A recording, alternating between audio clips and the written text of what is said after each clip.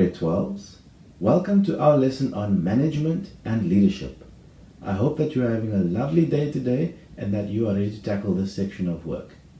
So the section of work on management and leadership will be broken down into two videos. So let's take a look at what you need to know in this section of work on management and leadership. You will be required to explain management and leadership and be able to distinguish the difference between management and leadership. You will need to be able to mention the tasks that need to be performed by managers. This includes planning, leading, organizing, and controlling. You will also need to be able to discuss the role that personal attitudes play in the success of a team. You will need to identify and explain the difference between the different leadership theories. And then finally, you will need to be able to explain the different leadership styles as well as the impact of these leadership styles on the business. In today's video, we will be looking at the first 4 aspects of what you need to know in this section of work, and in the next video, we will be looking at leadership styles and the impact of leadership styles on the business. A manager is a person who is appointed into a management position. This position will give that person the power to exercise control and influence over their subordinates. The managers will do activities such as planning, organizing, leading, and controlling all the employees as well as all the resources in the attempt to achieve their goals. Whereas a leader will inspire members of the team without having a management position. A leader will usually use their influence by leading by example or by using their words. Leadership is a trait that people are naturally born with, and it will naturally show itself. It is important that it's important to understand that managers are not necessarily good leaders and that leaders are not necessarily good managers. Businesses must try to find managers who are also good leaders, because this will go a long way in helping their team to achieve their success. In grade 12, you are required to explain the difference between management and leadership. So let's take a look at that in a bit more detail. To explain the difference between a manager and a leader, I will use 2 Springbok rugby players. First, we have Siya Kolisi, who is the captain of the Springbok rugby team. His position as captain gives him the power to tell his teammates what they should do in order to complete the task. Based on his position, he has authority, which means the other team players must listen to his instructions. This makes Siya Kolisi a manager. Secondly, we have Skalk Brits, a team member of the Springbok team who holds no official authority in the team. However, through his actions, effort, and hard work, he is able to influence others to be the best that they can be and help them to achieve the team's goals. He is leading by example and getting the other teammates to do the right thing. They do not have to follow him because he does not hold any authority over them, but he influences them to do the right thing, and this makes him a leader. So let's look at the difference between a manager and a leader. Firstly, a manager will guide human behavior according to the strategies that have been planned so that goals can be achieved. Managers are also responsible for controlling all the procedures and systems in order to ensure that all team members are performing their duties correctly. Managers will focus on how things must be done and when those things should be done by. This will be done in accordance with the strategies that have been developed with the aim of achieving the targets that have been set. Managers will have the responsibility of enforcing certain rules on subordinates to ensure that they are doing things right. Managers are task-orientated, which means they are always ensuring that all the activities that are being done is in line with the strategies and will help to achieve the targets that have been set for the team. Managers will be involved in activities such as planning, organizing, leading, and controlling. And this is planning, organizing, leading, and controlling all staff, all resources, and anything or any person that will be involved in achieving the goals of the business. On the other hand, leaders will influence human behavior. This could be by their actions, or it could be by their words, or a combination of both.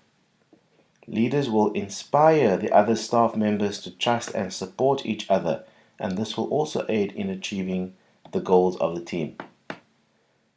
Leaders will focus on what to do and why they are doing it.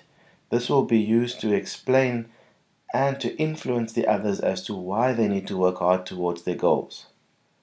Leaders will often find ways to be more efficient and more productive in completing their tasks. Leaders are people-orientated, which means that they focus more on the people than on the task, because they realize that the people are important for completing the task, and by looking after the people first, the task will get done a lot better. And then finally, leaders will lead by example, and they have the ability to gain the trust and respect of their teammates, which will be the biggest factor in getting teammates to be influenced by them, so that they can also perform their abilities they perform their duties to the best of their abilities and achieve their targets. I hope the difference between management and leadership is clear to you. We mentioned that organizations must try to find and appoint managers who are also good leaders, as this will improve the team's chances of achieving success. Evidence of this is an example of Siyakolisi that we used earlier. He is both a good leader and a good manager, and this contributed to the success of the Springbok team at the Rugby World Cup. Granted, he was not the only manager of the team, but he performed his particular role as a manager, and he was able to exhibit good management skills as well as good leadership skills, and this helped contribute to the success of the South African rugby team at the World Cup. Personal attitudes of managers and leaders also play a role in the success of teams. Let's take a look and see how this plays a role in the success of teams. A positive attitude will help to release leadership potential that exists in a person. When you think positively about your tasks, you will enjoy what you are doing, and you will most likely do a good job at what you are doing. You will be motivated, and then you'll be able to do a good job. A positive or negative attitude can also affect the team positively or negatively. A negative attitude will lead in the leader or manager not being able to inspire or motivate the team. Therefore, the team might not be successful in their attempt to achieve their goals. A positive attitude, on the other hand, can help to motivate and inspire the team to work hard and achieve their goals. Leaders must be able to identify their strengths and their weaknesses in order to be able to select the best leadership style that they need to use in the appropriate situation. The leadership style that managers will apply must match all their strengths and weaknesses. So by knowing their strengths and weaknesses, it will help managers to choose the appropriate leadership style so that they can get the best out of their teams, because when they get the best out of their teams, it will help to achieve the goals that the teams have set out for themselves. An inappropriate leadership style might affect the ability of the team to achieve their goals negatively. The attitudes of leaders may influence the thoughts and behaviors of the other employees. For example, a positive attitude might help subordinates to believe that the managers believe in the task and in the objective of the team, which means that they might then be inspired to work harder. Alternatively, a negative attitude might reflect a thought that the managers don't care about what they are doing, so therefore why should the subordinates care about what they're doing? So it might result in the subordinates being demotivated and might result in poor work ethic, which may affect the success of the team. Leaders must model the behavior that they want to see in their team. This means they must lead by example. This will show the subordinates what is expected of them, how they should be performing their tasks, the attitudes that they should have towards the tasks, and so on. Also, if the subordinates see that the managers are working hard and believe in what they are doing, This might motivate them to work hard as well and help them to achieve their goal more efficiently.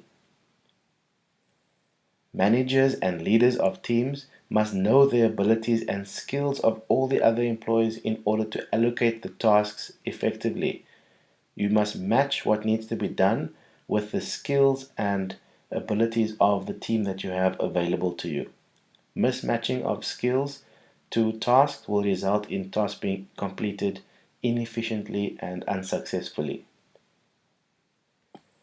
Managers and leaders also need to be enthusiastic. This will produce confidence in the leader, and when a leader is confident, it will help them to inspire the team to perform well. It's easy to motivate others when you are confident about what you are doing and when you are enthusiastic about the project that you are doing as well. The final section of work that we will be looking at in this lesson today is the leadership theories. This includes situational leadership, transformational leadership, and leaders and followers. So let's take a look at these three theories in a bit more detail. With situational leadership, different leadership characteristics are required in different situations. For example, in a crisis, you might adopt an autocratic leadership style, and in a scenario where you are managing a team of experts, you might adopt the laissez-faire or free-rein approach as a leadership style. So, in other words, with this theory, the situation will dictate the leadership style that will be adopted. In order to apply the situational leadership theory well, leaders will have to be able to be adaptable in their leadership style. And this might be challenging for some managers who might prefer an autocratic style or a democratic style or a laissez-faire approach and so on. But managers need to learn the different skills needed to adopt the different management styles, because with situational leadership, the situation that you find yourself in will dictate what leadership style will work best in order to get the best out of your team and in order to achieve your objective successfully. With transformational leadership, we need to look at the word transformation first. So the word transformation refers to change, and with transformational leadership, there's normally drastic changes that are involved in the change. Transformational leaders will guide their followers through the drastic changes that will need to be taking place. Transformational leaders are also able to identify the need for the change to take place. In other words, they will identify why a drastic change is needed and what actions will be needed to take place in order to guide the followers through those drastic changes. They will be able to inspire the team to commit to the changes that need to take place. Of course, with any leadership style, there will be conflict, but when conflict arises, the transformational leader will deal with the conflict by reminding all the followers or all the people to focus on the objective as to why they are going through the process which involves drastic change. Remember, change is something that is difficult for people to manage, so there will be conflict. So if you are a transformational leader, when conflict arises, you try to ensure that people focus on the objective and you try to motivate them to keep working towards that objective, and hopefully this will resolve any conflicts that arise. As an example, we have former President Nelson Mandela, who was a transformational leadership or who used the transformational leadership theory. He was one of the leaders who identified a need for change in South Africa in terms of fighting the apartheid regime and the need for a democratic South Africa. He also guided the people of South Africa through the change and the drastic change that was needed, and today South Africa is a democratic country, as we know. So Nelson Mandela is a good example of someone who has applied transformational leadership and who has successfully guided his followers through the process. And the process that he was guiding us through is the change from the apartheid regime to a democratic South Africa. More recently, with the coronavirus, we can use our current president, Mr. Cyril Ramaphosa, as an example of a leader who has used or adopted the transformational leadership theory. In order for South Africa to deal successfully with the coronavirus, he realized that drastic changes was needed. And he is guiding the behavior of the people in terms of what they are able to do and what they are not able to do in an attempt to slow down the spread of the disease. So because this is an unknown situation that has never appeared before and people don't know what the correct measures are, we need him as the leader to guide us through the process. And this is why he comes on TV and explains what we need to do as the citizen and is guiding us through the process of dealing with the coronavirus. But this requires drastic changes because our daily activities that we are used to doing has to change. And as the leader, he's doing quite a good job at guiding us through this drastic changes. So President Cyril Ramaphosa is another good example and a more recent example of someone who has used transformational leadership theory as an approach to managing the people that are following him. With the leaders and followers theory, it is believed that teams will achieve success if there is a clear understanding between leaders and followers. Leaders and followers each play a role in their team either as a leader or as a follower, and they need to accept this position in the team in order for this leadership theory to be successful. This theory works well when followers accept their position in the team as a follower and listen to what is expected of them and that they are happy to perform their role as a follower. Now, this is the challenge for the leader.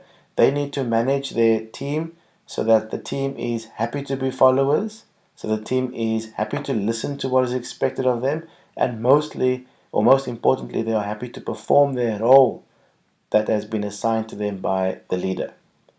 So therefore, in this theory, the leader must lead by example, motivate the followers, and reward positive behavior. Because by leading by example, motivating their teams, and rewarding positive behavior, it makes their job easier in terms of getting the followers to accept their role in the team as a follower, listen to instructions, and perform their tasks successfully.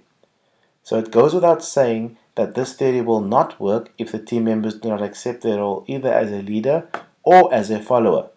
If they do not accept their role, then conflict will arise and teams may not be able to achieve their goals. So therefore, the leaders and followers leadership theory only works well when the team members accept their role either as a follower or as a leader. Grade 12s, that brings us to the end of today's lesson on management and leadership.